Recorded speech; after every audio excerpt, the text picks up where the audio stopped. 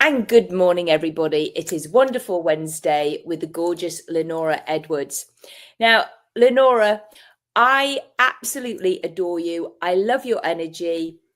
I am currently reading the book that you kindly sent to me because, yes, you invited me to write a blurb for it. And I was so honored that you asked me to do that. Appreciative. Thank you. This is great. Thank you. This is great. I mean, I'd already read half of it, and then now I'm reading the rest. It's like, yeah. Thank you. This is a great resource. Anyway, Lenora, take it away. Tell us a bit more about you and what you do, your journey, because if you've got a book, you've got a story. Well, first off, I absolutely love spending time with you, Claudia. So thank you so much for having me back again. And thank you also for writing a blurb for my book. I did get to share the beginning pieces of it with you. So I was really excited that I was able to send you a copy. So thank you for reading it also in its completion or as you're reading it. And it definitely was quite the journey. What's so interesting about this is because I did a TEDx on it and it touched a little bit about it. So really, Food, Feelings, and Freedom. It's titled The BEFREE Guide to End Emotional Eating. And a lot of people think emotional eating is like somebody in bed who might be 700 plus pounds and eating a sleeve of Oreos. And emotional eating, yes, it could be that. And it's also anytime you reach for food when you're not really hungry. But think of it as if you're stressed out, or if you just had a fight with somebody and now you're trying to eat, or if you're just so overwhelmed and now you're reaching for food. When we reach for food and it's out of an emotionally charged situation, whether it's sadness or joy or whatever the case may be, it can be something that is so automatic because food is tied to so many things. And for me, what I shared a lot in this story was some stories about me, but also about my clients and the things that they were experiencing. So there's different patterns when it comes to emotional eating. There's such a thing as the rebellion pattern, as in, you can't tell me what to eat. I'm going to go eat whatever I want. And we get that, especially because it's very natural when we're kids, when we're taught, no, this is what you're going to do. And you're like, no, I'm going to do whatever I want to do. So a lot of the time people don't realize they'll set these rules for themselves when it comes to like, I'm going to be eating really clean or I'm going to take care of my body. And then by the end of the day, it shifts because they're out of energy that's helping them regulate. You can't tell me what I'm going to do, and you will rebel against your own rules. And before you know it, you're eating and you're thinking, I don't even want to be eating, but I've now eaten half a bag of something and I didn't even want it. It's like, what's going on there? What's going on is that it's an emotional response that's occurring. And there's lots of different things that happen. And really in this book, I address 5 main patterns and then how to navigate those patterns. Because I love that you've done that for people. It's one thing to know it. What you do about it in the moment is totally different. Yeah, you've given people the how. Yes. The how to do it. As well, so that they can hopefully change those patterns, as you say, because I obviously I'm a hypnotist and we do similar work, so I see people for this as well.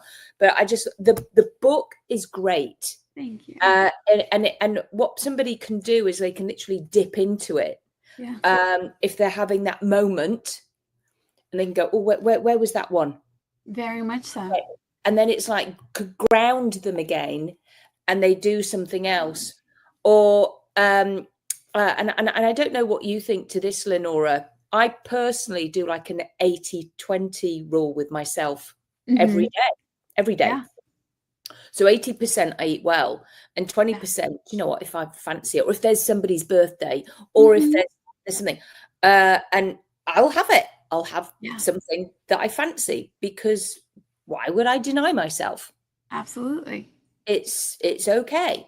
Absolutely. But it's not the whole packet. It would be like one cookie, because I know I can have one another day, or just another half, and that would be enough, just enough.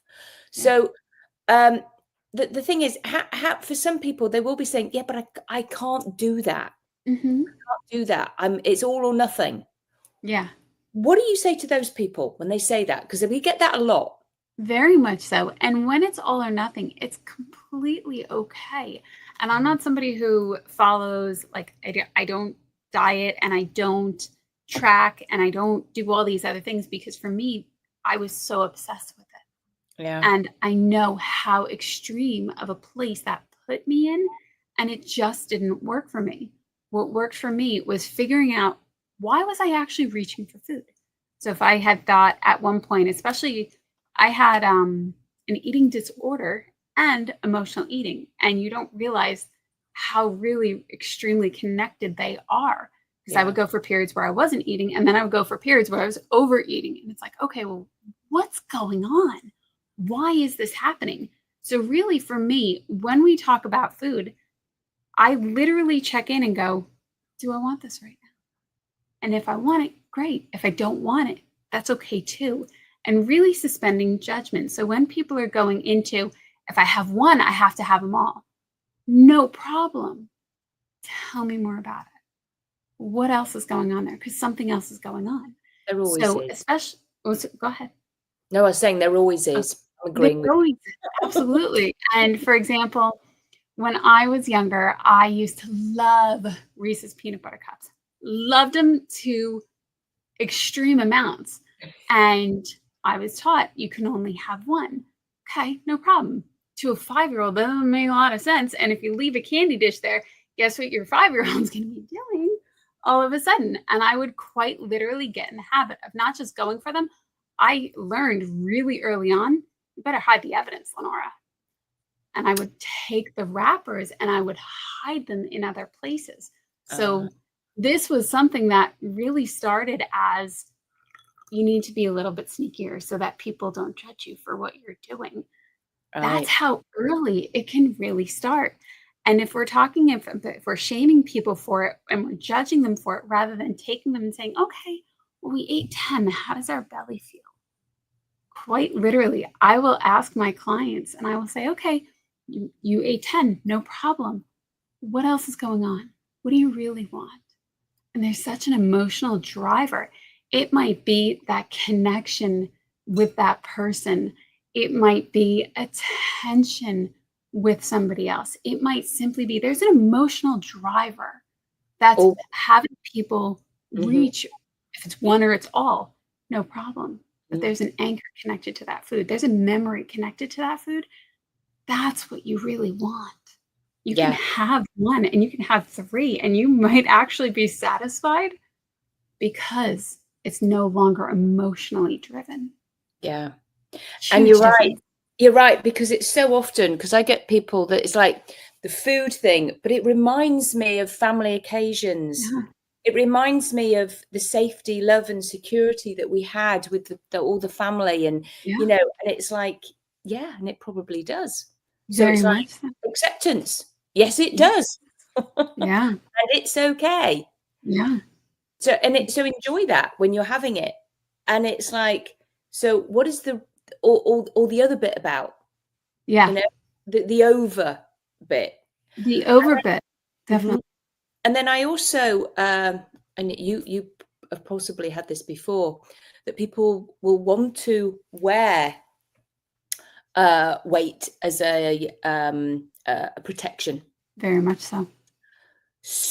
And this is, you know, it's very sad, so that no one will find them attractive. And very much so. Very, very much so. And it's heartbreaking too. Yeah. You know, when, especially as kids, we were taught, and I'll even speak from my very personal perspective, good girls don't tell lies. Don't tell lies. Good girls keep secrets. And those were the narratives that I heard growing up in the environments that I was in, whether it was school, whether it was camp, whether it was TV shows. That's what I had picked up. So now when we have violations to our body, especially as children, and we're taught, keep it a secret, don't tell anybody, this never happened. What comes up? Good girls don't tell lies. Keep a secret. Be quiet. One of my clients in particular, unfortunately had a very young experience that was a sexual abuse experience. And at the end, the reward for her keeping a secret was cookies. So now something's happened to her body. She's now learned, maybe I looked pretty today. Maybe I looked cute. Something about me was really attractive. I now had this experience that didn't feel good. I need to protect myself. And this is the beauty of the subconscious. It goes into protective mode. So now they will start eating as a way to protect their body, because if they're unattractive, it won't happen again. When it comes to the food, sometimes that anchor to that food, oh, I got a reward for being quiet. I now have this connection to cookies. Now I'm safe. So anytime I don't feel safe, I will eat cookies and I will keep going and I will continue to pack on that weight. And they don't realize this. No. And that's okay. Why would they realize it? No. It makes consciously, you really got to think about that thought process until you hear it, until you see the pattern and you go, oh my God. Yeah. That person looked at me at the bar and I felt so uncomfortable. I couldn't figure out why I went home and ate 24 cookies at 2 a.m. Yeah. It makes perfect sense now because it was a boundary violation. Absolutely. Absolutely. I couldn't agree with you more. And I know, are you talking about this at HypnoThoughts as well? I am talking about this at HypnoThoughts, which I'm super excited. In my book, I offer what I created, which is the BEFREE Method, and it's an identity shift protocol. When we seek food as a reward, there's a specific sequence to follow to help you navigate that, to help you understand what is going on. So I touch on that in my talks at HTL, as well as the protocols that are within this book. And this book is absolutely on Amazon, whether you want it in ebook form or to purchase it, which is a phenomenal thing about print on demand. And it quite literally walks you through the process. So when you're noticing, you're like, oh my God, I need to reach for food right now if something's wrong, and you don't know why. Yeah. Pause. Yeah. And I encourage people, you can absolutely have that food. Give yourself 5 minutes. Set a timer and open the book. Read the protocol. Something else is going on. Something else is quite literally coming up in your system and you're trying to calm down. Allow yourself 5 minutes to work through this. And you will experience a huge, huge shift. Yeah. And then when you have that shift, what do you have now? You have your power back. You have your choice. It's a completely different world. Yeah. No, I absolutely agree, and I don't mind saying I'm speaking on a similar thing, because I'm saying we are not our behaviors, we are our good intention. So I love that. That's such a beautiful phrase. That's the name of my talk on the Saturday. And then again on the Sunday, I'm doing an interactive first session with a client, which again will be a lot of the explaining of why we do the things we do. Yes. Because what I do with my clients, I get them, we have a conversation so that they understand their behaviors. Yeah. And they understand why their family does that, or why their parents did that. Yeah. Why their father, say, couldn't stop drinking. Yeah. You know, what was that? Because so often, sadly, we get clients who are saying, I'm not worthy. Yes. I'm not good enough. Why was I good enough? He didn't love me enough. That he could stop drinking. Very much so. Actually, I help people understand that. When they get that, it's like, as you've just said before, it's that shift. Is that whatever we say or whatever they do, there's that shift, and then it unravels, and then they can move on. Very much so. I think both our approaches really walk that line beautifully between the conscious and the subconscious, and really helping them integrate this understanding that goes, and you quite literally, and I know I've been clients of I've been a client to the practices that I now am certified in. I know what that release feels like. And now, being at the level that I am, I also feel that release in my client. in that exchange. And I'm sure you have the same thing where you quite literally see that shift and you feel it and you're like, they got it. Yeah. So now we got the change. And some of the best compliments we can get sometimes is when people go, I actually don't need my next appointment. I'm okay. Yeah. And you go, great. Truly. And it's such a different world for people when they have that shift. Their entire life changes. Yeah. And the way we work, it's like it's so much quicker actually, because we work with that other part, that biggest part of us, that kind of that knows all.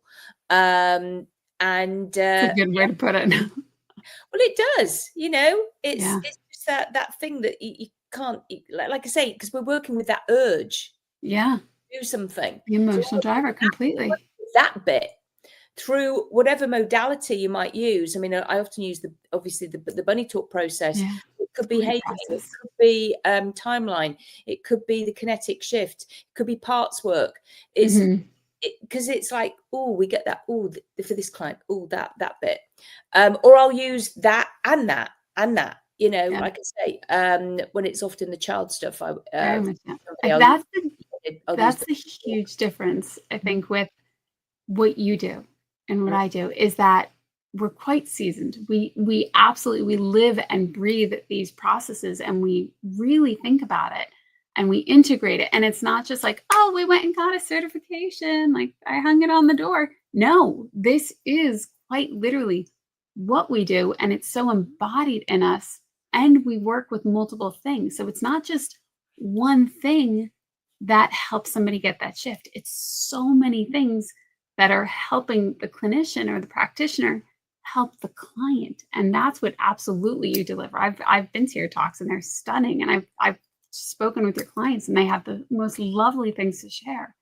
And it's the huge difference. You do this, the kaleidoscope. Tell me again, because I always want to call it kaleidoscope. I know, I love that. Oh my God, that's such a great abbreviation for it. It's called holographic memory resolution. But yes, color breathing and kaleidoscope, 1000%. That's a great one. But that's where I go to. That's how I remember it. Yeah. Quite honestly, I think I might integrate that one. Well, actually, I mean, it's a metaphor, really, isn't it? When we think of a kaleidoscope, it's like that. So it's what life can be like as well. So what's next as well, Lenora? What have you got up your sleeve? What's next for you? Right now, I'm doing lots of. I'm so excited for the book, and it was just and as somebody who also wrote their own book, when you get that book in your hand, it's just it's a completely different. No, mine's an ebook. I have mine's very short and very it's different. I wrote my book because I wanted it to be inexpensive for a reason. I want all parents to have it. And say that it literally costs less than a cup of coffee. However, I will share this with you. You're the first person I've told, so obviously I'm telling the whole world, because if they're listening, if they listen, I had it kept me up all night. My husband was probably very annoyed, but came into and I went, oh, I had the name of a book that I want to write, so I had to get my pen and paper out, because we like that, and it's got an anagram, and I was writing that down, and then I spent the whole night in my head writing the book. I was like shuffling about, but I did it in my head, so now I've got to get it out. I love that. That's gorgeous. It will be a book, so that's really exciting. I'm just going to go do it now. But even when you see your own ebook, you're like, wow, it's a completely different shift in saying, there it is. It's out in front of me, right? I love it. I love that we're all able to do that. I believe everybody in the world probably has a book inside them, has a story. And I think we're all innately here for a reason and a purpose. And we want to help people in some way or other.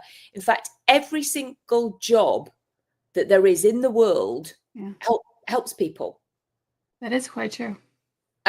So we're all here for a reason. And I love that. And I love what you did, especially not long ago, it might have been a month or two ago, you were very vulnerable.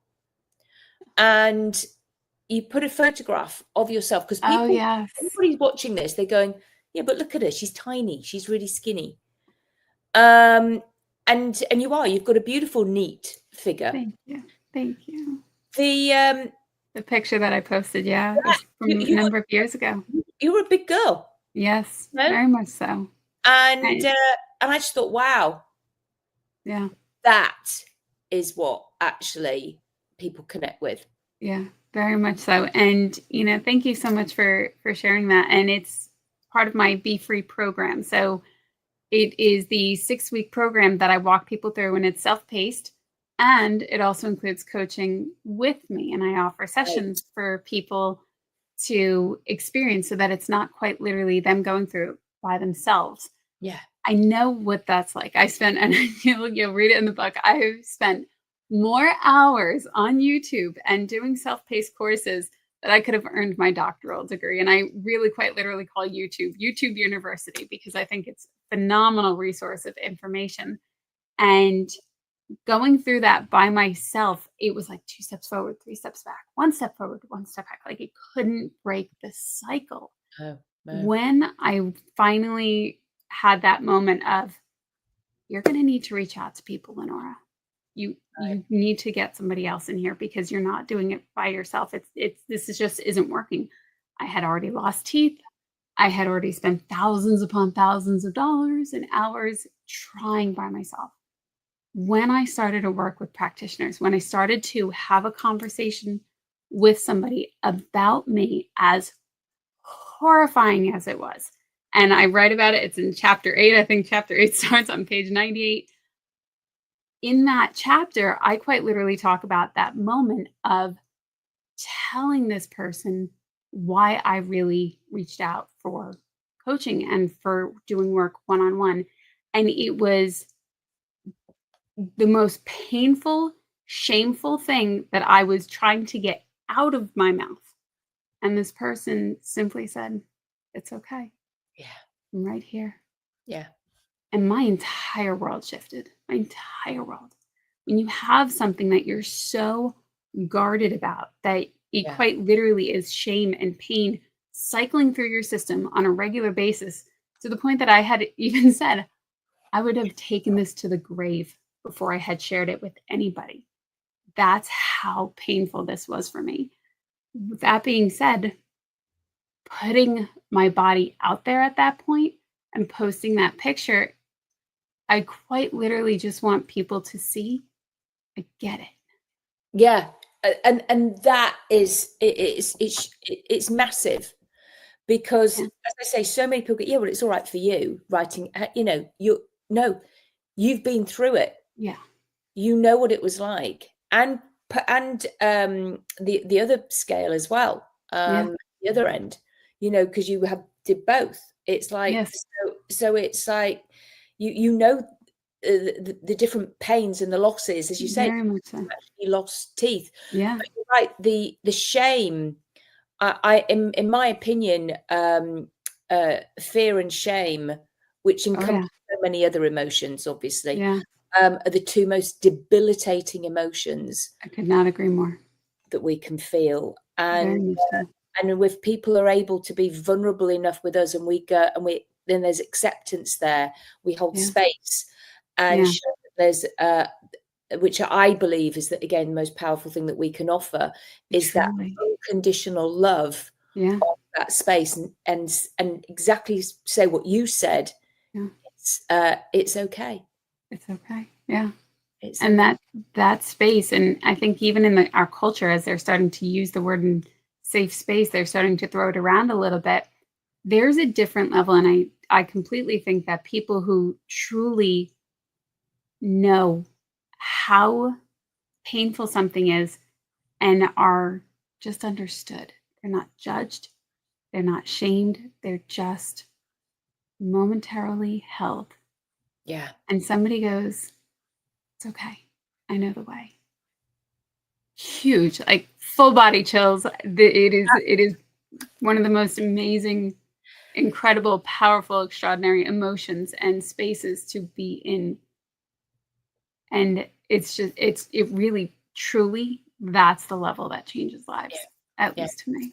I couldn't agree more. And it's that acceptance of somebody, warts and all, complete acceptance. And we get to do it because that's what we do. So aren't we lucky? We are very lucky. You know, I love my work, you know, and I know you do too, and so many of our colleagues do, and that's why. And when we go to these conferences, so it's so I get to see you in July. That's exciting. So soon. And so and the energy, the vibrancy, the upbeat, you know, you can just the conversation, it's like literally vibrates. That hotel must be a gold shower. Got really good energy in it. So and everybody's, you know, just smiling and and hugging, and it's just you find your people. Yes, very much so. I had gone to HTL for the first time last year, and the person that I was talking with goes, just look around. You're among people who are just like you. I know. And that's cool. It's so cool. It's very cool. So cool. So, well, thank you for being on here. We'll get your links and your book and everything in the show notes. And everybody, thank you for watching. And again, thank you, Lenora. So it's goodbye from me, Claudia Ricard, and it's goodbye from... Thank you for watching. Have a great one.